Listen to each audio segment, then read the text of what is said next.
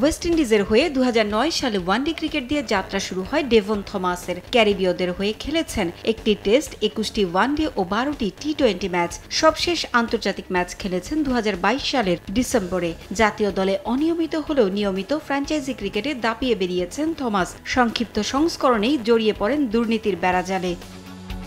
অবশেষে প্রমাণিত হয়েছে অভিযোগ। 34 বছর বয়সী এই উইকেটকিপার ব্যাটসম্যান এরই মধ্যে অপরাধ স্বীকার করে নিয়েছেন। ম্যাচ পাতানোর সমঝোতা ও পরিকল্পনা সহ 7 অপরাধে তাকে 5 বছরের নিষেধাজ্ঞা দিয়েছে আইসিসি। শ্রীলঙ্কার, সংযুক্ত আরব আমিরাত ও ওয়েস্ট ইন্ডিজের ফ্র্যাঞ্চাইজি লিগে দুর্নীতি বিরোধী আইন ভঙ্গ করেছিলেন থমাস। তার বিরুদ্ধে দুর্নীতি বিরোধী আইন ভঙ্গের অভিযোগ আনা হয়েছিল 2023 সালের মে মাসে। তখন সাময়িক নিষেধাজ্ঞা দেওয়া হয় তাকে।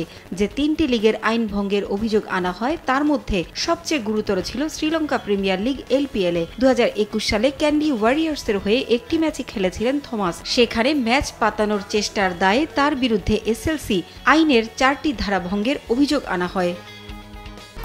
1, 2, 3 ঢাকায় জমি জিতে নিন 100% ক্যাশব্যাক সহ 20 কোটি টাকার পুরস্কার। এমিরেটস ক্রিকেট বোর্ড ইসিবি আয়োজিত 2021 সালে টি10 টুর্নামেন্টে জুয়ারির তথ্য প্রদানে ব্যর্থ হওয়ায় আরেকটি অভিযোগ গঠন করা হয় তার বিরুদ্ধে। আর ক্যারিবিয়ান প্রিমিয়ার লিগে 2021 ও 2022 সালের 2টি ঘটনায় যোগ হয় আরও 2টি অভিযোগ। আইসিসি জানিয়েছে এসএলসি, ইসিবি ও সিপিএল এর দুর্নীতি বিরোধী আইন ভঙ্গের 7টি অভিযোগই স্বীকার করে নিয়েছেন থমাস। তার 5 বছরের নিষেধাজ্ঞা গণনা হবে 2023 সালের 23 মে, সাময়িক নিষেধাজ্ঞা ঘোষণার দিন থেকে। তবে নিষেধাজ্ঞার শেষ 18 মাস স্থগিত থাকবে। 2026 সালের নভেম্বরে খেলায় ফিরতে পারবেন থমাস। তবে আপিলের সুযোগ আছে থমাসের, যদিও তিনি আপিল করবেন কিনা সে বিষয়ে কিছুই জানাননি। পারভিন আক্তার, সময় সংবাদ।